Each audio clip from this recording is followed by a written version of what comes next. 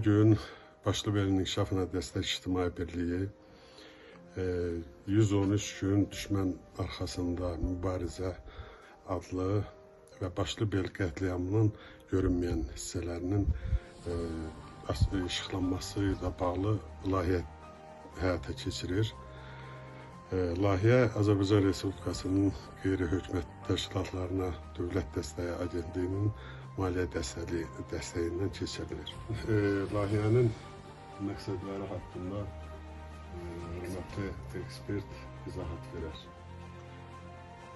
Teşekkür ederim İlqar müəllim. Bugün bizim həyata keçirdiyimiz layihə 113 gün düşmən arxasında mübarizə Başlıbel faciəsinin görünməyən tərəfləri adlanır və biz burada çalışırıq ki, əsasən həmin hadisələrin bugünə qədər işıqlandırılmayan tərəflərinə toxunaq. Ötən 5 il müddətində Başlıbel qətliamı ilə bağlı əsasən qətliamın törədildiyi kahalarda çəkilişlər olub, o insanların orada keçirdiyi mücadiləni qələmə alıblar, televiziyalar vasitəsilə işıqlandırılıb, amma qətliamdan sonraki hissədə mülki insanların apardığı mübarizə ilə bağlı bugün ilk dəfədir çəkiliş aparılır. Və o insanlar həmin qətliamdan sonra bu mağaraya gəliblər, bu kahaya gəliblər, Nəbinin kahasına. Bundan sonra isə bizim gedəcəyimiz növbəti Barıqlı kahasında mübarizə aparıblar, yaşam uğrunda. Və bizim də layihənin əsas məqsədi odur ki, həmin qətliamdan sonra mülki insanların necə yaşaması, onların həyat tərzi, apardığı partisan müharibəsini geniş ictimaiyyətin diqqətinə çatdıraq.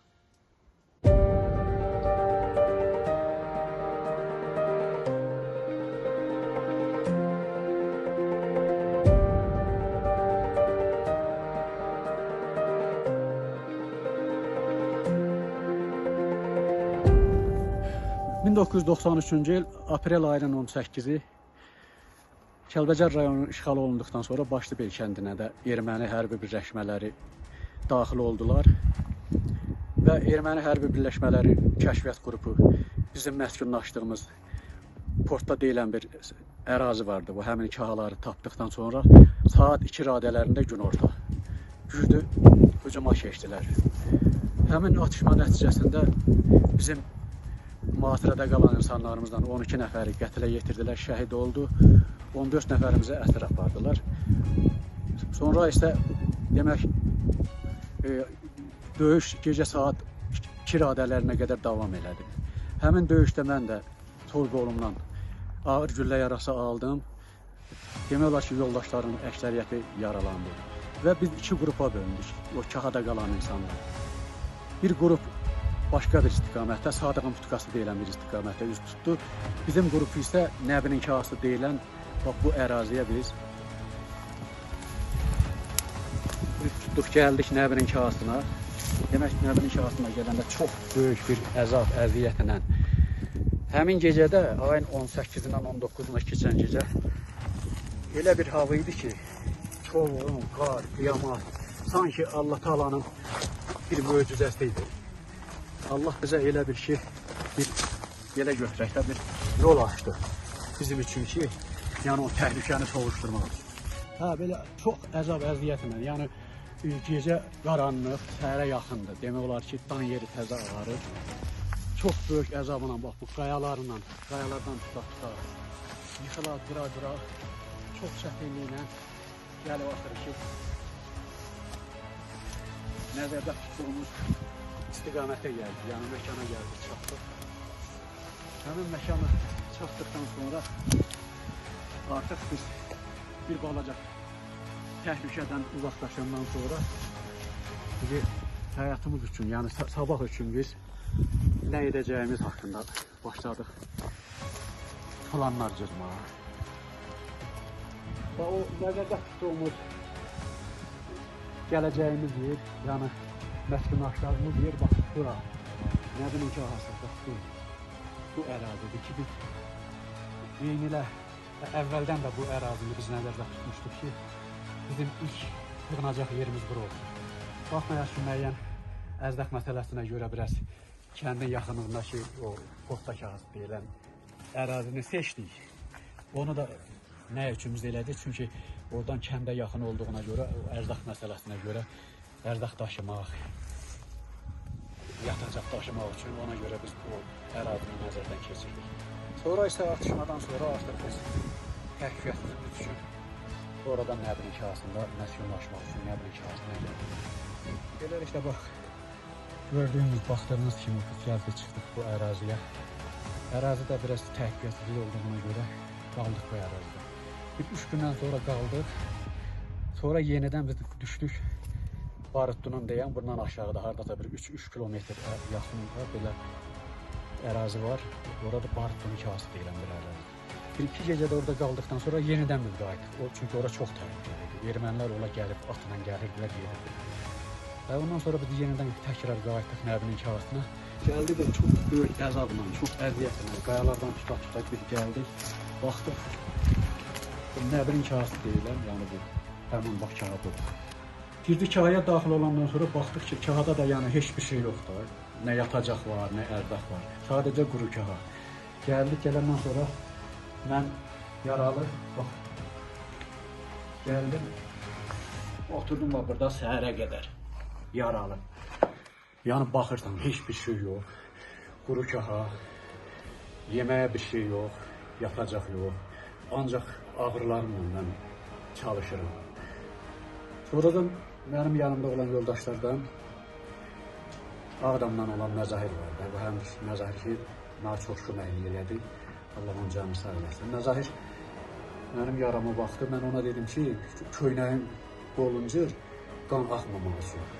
Yaranı bağlı. O yarıya baxandan sonra deyir ki, qardaş, mən eləyə bilmərəm. Dedi, onda xətəbə heç olmasa köynəyin qolunda açır, sən onu vermə. Nəsə köynəyi dartdı, çirçirandan sonra məndə də yara bax, güllə buradan dəyək, buradan vurub çıxdı. O köynəyi yumurladım buradan barmağımla, belə saldım buradan dartdım. Çıxartdım ki, bəlkə heç olmasa o içərdə qalanla, qanlardı ki. Ondan sonra səhər açıldı, səhər açılandan sonra biz səhərə qədər. Sonra bu kağanın ağabında deyilən, onu mən köhnə bu insanlardan eşitmişəm ki, necə? Belə bir ot vardı, ona köpəcək deyirdilər, nəsə. Onu oxalayanda onun suyunu sıxırdın yarıya. O, indiki necə ki, Perex tökəndəki yaranı qaynadır. Ha, bax, elə bir şey. Onu mən Məzahirə dedim ki, Məzahir, belə bir şey eləyə bilərsən. O da əvvəl dedi ki, mən onu eləyə bilməm. Çünki mənim qolum yaralı, təkərli. Onu daşla döyürdüm. Xeyli döyəndən sonra, onu suyu çıxandan sonra buradan yaranın burasına şey eləyəndən sonra bax, o zülümlə, o əziyyətlə bir.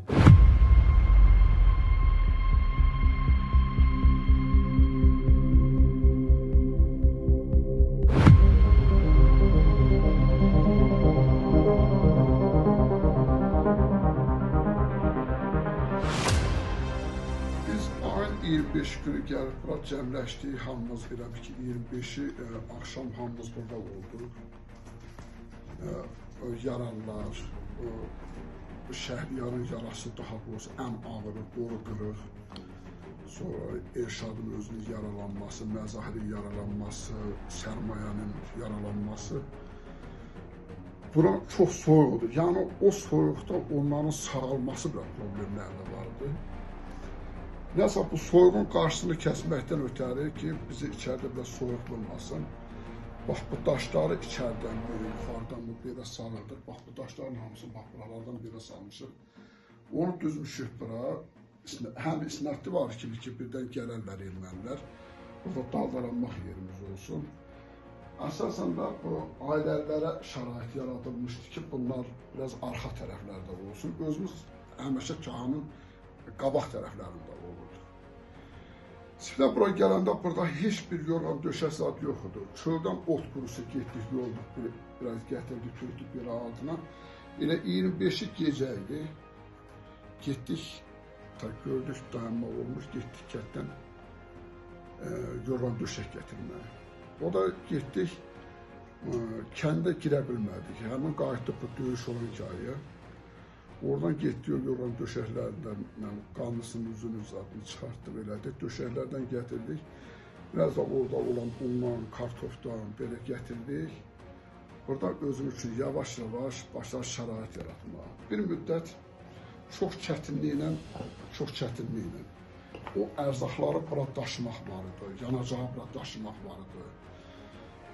Burada bu tərəfdə bu Çalaçuxur yaylağında karpozun buzul tövlələri var idi, o ağaçdan tikilirdi. Getdik, Bu tərəf bu uçurumlu olan onları oradan söküb, bax bu yamacla bəri gətirib, bu da yanacaq kimi istifadə eləmişik. Hardasa ayın, səhv eləmirəmsəm, bir 15 gün biz burada qaldıq. 15 gündən sonra ərzağı gördük ki, bura gətirə bilmirik. Və aclıq da bizə zor edirdi, taqətdən düşürdü. Bu yamaçları qalxa bilmirdi üzü bəri. Buradan düşüb getdik barut dükanasına, bizim bir dəstəmiz. Amma o biri dəstə ailəlilər burada hardasa bir ay yarım, səhv eləmirəmsə ay yarım belə qaldırar onlar. Və sonra düşdülər, gəldilər. Onlar da baxdılar ki, mümkün deyil, bura qaldırırlar. Belə burada bizim şəraitimiz 2 ayda 2 ay çox zülmlə yaşadıq. Həm də o soyuğun əzablarını çəkirdik. Da elə bir ki, o gecə çöldə qalmaq, yağışda, zaten kəndə getmək, həmin vaxtlarda qar yağırdı, düşüb aşağı çayın qırağı aşağı gedirdik. Onu gətirə bilən də gətirirdik, gətirə bilməyən də gedib hardasa birinin quyusundan kartof gətirirdik. Yeməyimiz də ki, ancaq burada mənim qaynatma kartof, soyutma kartof, nə bilim şirin çay, belə şeylər yer olubdu ki, valla yerdən pesox süpürüb gətirmişik bura, şüşə qırıntılı zaddır. Mamlı tapıb gətirmişik bura. Əzab əziyyətlərlə burada bu kağlarda, birinci Portakasında, ikinci burada, buradan əvvəl Qaraçanlıda neçə gün zülümlər çəkmişik. Oradan bura gəlməyimiz, Qaraqayaya düşməyimiz, bura gəlməyimiz, gəlib burada bir şəraiti qurmağımız. Belə yaşamışıq. 113 gün bu kağlarda fırlanıb yaşamışıq biz. Bu daşlar düzdür, indi düşürdü bura. Amma burada bizim ocaq yerimiz, adımız var buralarda. Düzdür, buradakı əşyaların hamısını aparmışıq, aşağıdakı kahaya aparmışdır, barut dükanasını. Belə.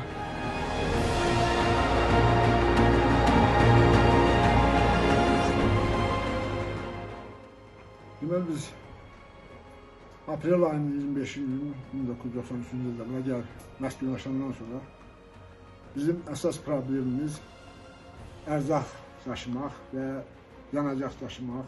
O cümlədən burada yemək pişirmək üçün qaz və qaz balonu daşımaq lazımdır. Bunların hamısını təmin etmək lazımdır. Bunlar da ötərində bizim kənddən yolumuz çox uzaqdır. Təxminən 7 kilometr və onun hardasa kilometri tam yoxuşlu bir yoldur. Bizim yanımızda əskərlər də vardı. Zərzabdan, Əlbayramdan, Qaxdan.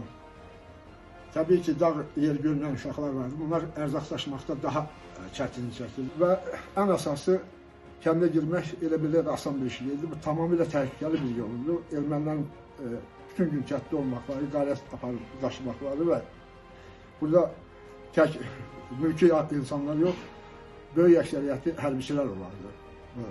Ermənilər qarət dalınca gələnlərin.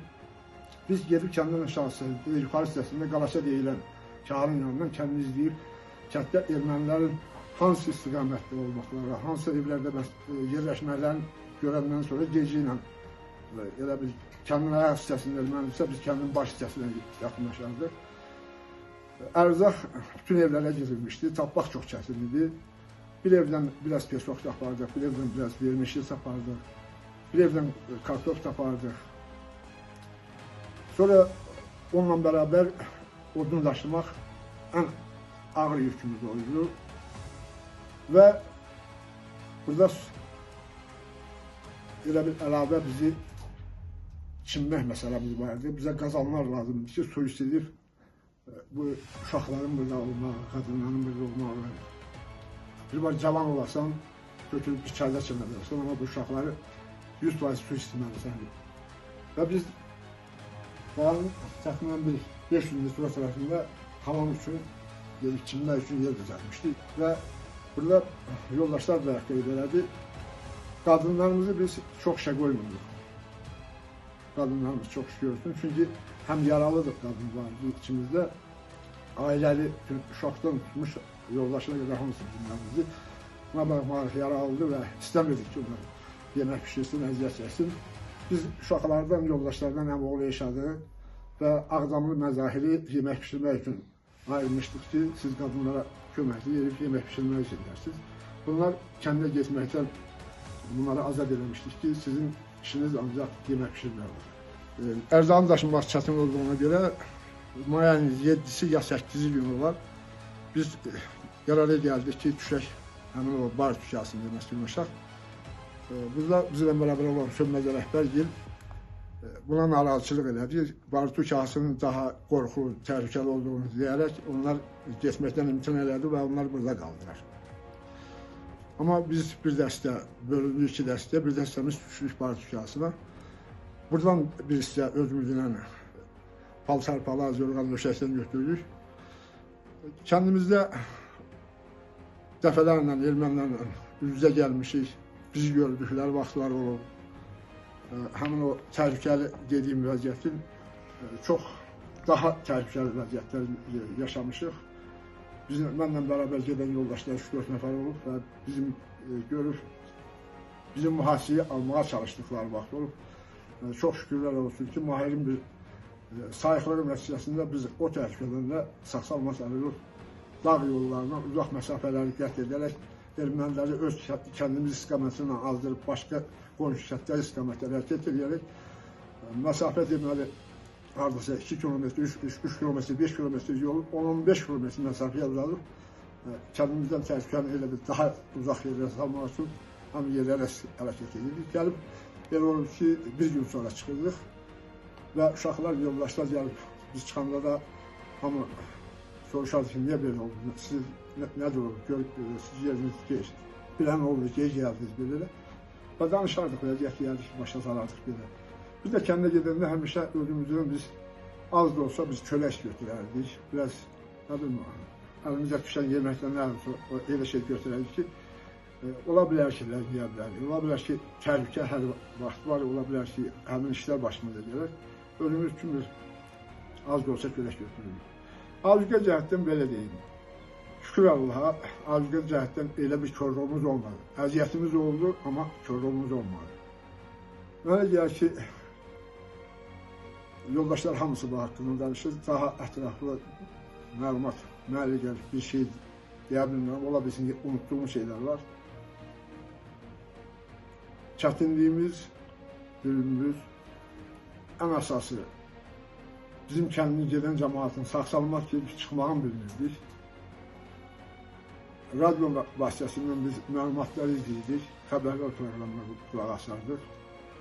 Avtobusumuzun akkumulyator müsəkif gətirmişdik ki, bateriyka uzun müddətli qulaq asmağa, radyonu dinləməyə yetmədiyinə görə akkumulyator gətirmişdik özümüzdən bərabər bura. Həmin akkumulyator vasitəsindən biz mütəmadi olaraq xəbərlər proqramına qulaq asırdıq.